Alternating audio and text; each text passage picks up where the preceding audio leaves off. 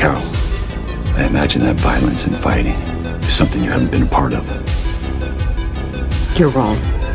You're very wrong. He's probably the most capable fighter in this room. You know, if Carol were here, she saw that. She knew about Abraham. Glenn. She'd be leading us right to them. Ready to kill them all. I'm proud of her. How's that? She took 4 of them down. That woman, she's a force of nature.